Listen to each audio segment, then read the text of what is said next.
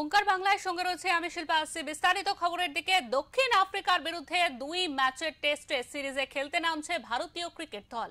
আগামী 14 নভেম্বর থেকে শুরু হচ্ছে প্রথম টেস্ট ম্যাচ। এই টেস্ট ম্যাচ কলকাতার ইডেন গার্ডেন্সে ক্রিকেট স্টেডিয়ামে আয়োজন করা হয়েছে। ইতিমধ্যেই শুরু হয়ে গিয়েছে টিকিট বিক্রি।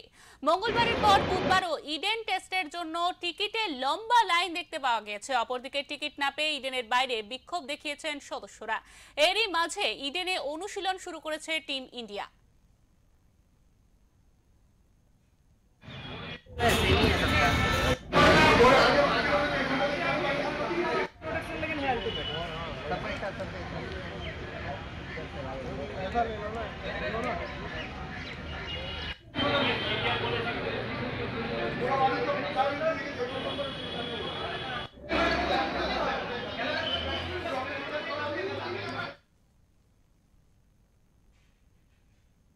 আমাদের সঙ্গে ইতিমধ্যে টেলিফোন লাইনে রয়েছেন আমাদের প্রতিনিধি অঞ্জন চট্টোপাধ্যায়। অঞ্জন, তোমার কাছে জানতে চাইবো, ইডেনে একেবারে বলা যায় ক্রিকেটের যে ম্যাচ, টিম ইন্ডিয়া সেখানে অনুশীলন করছে এবং বাইরে দেখা যাচ্ছে টিকিটের লম্বা লাইন। এই ম্যাচ নিয়ে কিন্তু ইতিমধ্যে উত্তেজনা তুঙ্গে। তার মধ্যেই কিন্তু দেখা যাচ্ছে টিকিটের কালোবাজারি। কি আপডেট রয়েছে এই নিয়ে তোমার কাছে, আমাদের বিস্তারিত জানাও। দেখো, 2019 সালের পর 6 বছর পর কিন্তু ইডেনে টেস্ট ক্রিকেট খেলছে। তোমাকে মাথায় রাখতে হবে, বিশ্ব টেস্ট চ্যাম্পিয়নশিপ কিন্তু তারা চ্যাম্পিয়ন হয়ে কিন্তু দক্ষিণ আফ্রিকা দল কিন্তু এসেছে পাকিস্তানের বিরুদ্ধে একটা সিরিজ খেলে। সেখান থেকে বিরাট কোহলি নেই, বিরাট কোহলি অবসর নিয়ে নিয়েছে, রোহিত শর্মা টেস্ট ক্রিকেট থেকে অবসর নিয়ে নিয়েছে।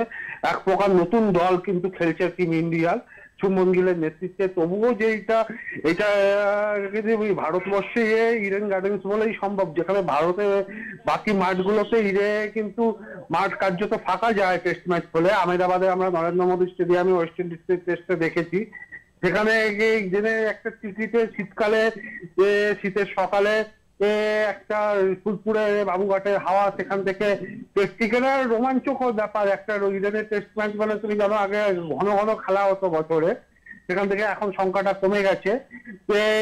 রোমাঞ্চ ইডেনে ফিরছে, সেইটা কিন্তু একটা বড় বিষয়।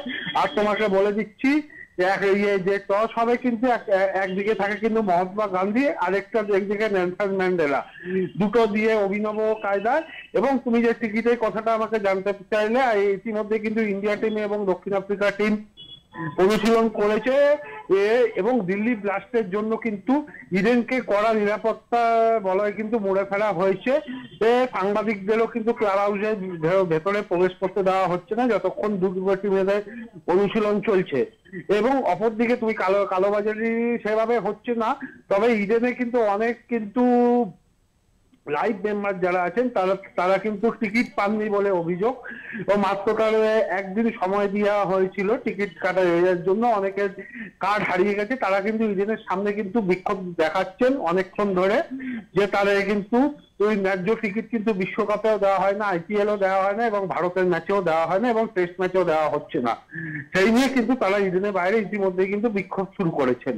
শিল্পা, একদমই অঞ্জন, আমরা দেখতে পাচ্ছি বেশ কয়েকদিন ধরে ইডেনের বাইরে একেবারে দেখা যাচ্ছে যে টিকিট কাউন্টার, সেখানে লম্বা লাইন। মানুষ কি বলছে এই ম্যাচ নিয়ে, তারা কতটা উত্তেজিত? অনলাইন টিকিট, অফলাইন টিকিট কিন্তু দেওয়া শুরু হয়েছিল গত রোববার, কিন্তু অফলাইন টিকিটে কিন্তু মোটামুটি অফলাইন টিকিট কিন্তু শেষ হয়ে গেছে। এবার অনলাইনে যারা টিকিট পেয়েছিল তারা স্ক্যানার দিয়ে কিন্তু টিকিট কিন্তু সংগ্রহ করতে আসছেন।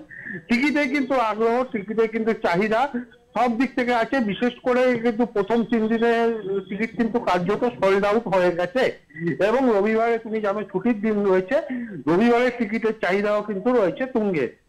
শিল্পা, একদমই অঞ্জন, তোমাকে অনেক ধন্যবাদ। তুমি আরো আপডেট নিতে থাকো, আমরা আবারও আসবো তোমার কাছে। আমাদের সঙ্গে ইতিমধ্যে ছিল আমাদের প্রতিনিধি অঞ্জন চট্টোপাধ্যায়। অঞ্জন কিন্তু একেবারে ইডেন থেকে আমাদের সেই তথ্য তুলে ধরছে যে ইতিমধ্যে একেবারে বলা যায় ইডেনে ম্যাচ নিয়ে একেবারে উত্তেজনা তুঙ্গে। সেই ছবি আপনারা দেখতেই পাচ্ছেন, ইডেন গার্ডেন্সের বাইরে সাধারণ মানুষের ভিড় চোখে পড়ার মতো। এবং এখানে কিন্তু দেখতে পাচ্ছি দক্ষিণ আফ্রিকার বিরুদ্ধে 2টি ম্যাচের টেস্ট সিরিজ খেলতে নামছে ভারতীয় ক্রিকেট দল। আর তার জন্যই এখন থেকেই ভারতীয় ক্রিকেট দল ইডেনের ভিতরে তারা ইতিমধ্যে প্র্যাকটিস করছে এবং বাইরে একেবারে মানুষের ঢল, সেটাই আমাদেরকে সামনে তুলে ধরলো আমাদের প্রতিনিধি অঞ্জন চট্টোপাধ্যায়।